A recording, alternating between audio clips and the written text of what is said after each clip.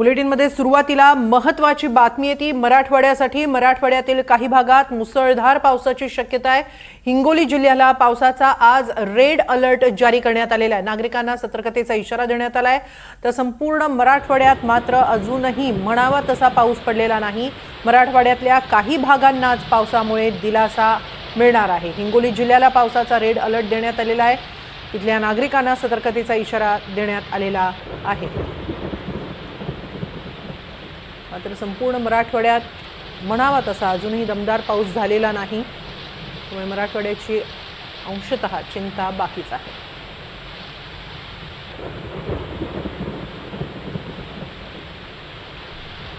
दरम्यान मराठवाड्यात हिंगोली जिल्ह्याला आज हवामान विभागानं रेड अलर्ट जारी केलेला आहे। जिल्ह्यामध्ये तुरळक ठिकाणी मुसळधार ते अतिमुसळधार पावसाची शक्यता आहे। हवामान विभागानं हिंगोली जिल्ह्याला रेड अलर्ट घोषित केल्यानंतर जिल्हा प्रशासनही सतर्क झालंय। दरम्यान सर्व यंत्रणांनी सतर्क राहून आवश्यक ती खबरदारी घ्यावी असं आवाहन हिंगोली जिल्हाधिकारी राहुल गुप्ता यांनी केलंय।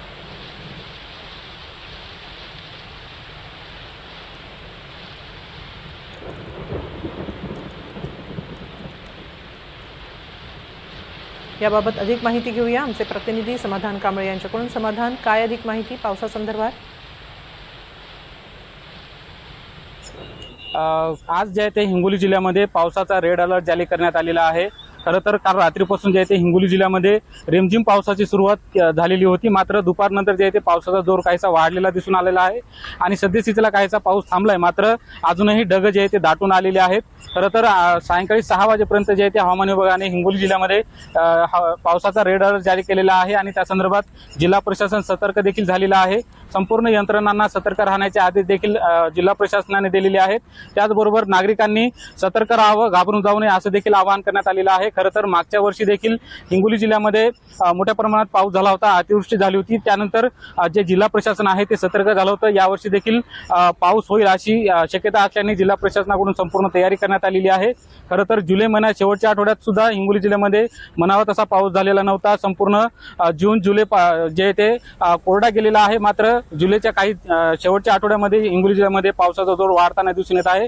खरं तर यावर्षी जे ते पाऊस नसल्या कारणाने शेतकरी मोठ्या चिंतेत सापडले होते। मात्र जुलैच्या पाऊस पडत असल्याने शेतकऱ्यांची कुठेतरी चिंता मिटलेली आहे। शेतकऱ्यांना मोठा दिलासा मिळालेला आहे। मात्र आज जे आहे ते हवामान विभागाने पावसाचा रेड अलर्ट दिलेला आहे। त्यामुळे जिल्हा प्रशासन जे आहे ते सतर्क झालेलं आहे। हेमाली, नक्की इतरत्र मराठवाड्यात काय स्थिती आहे समाधान?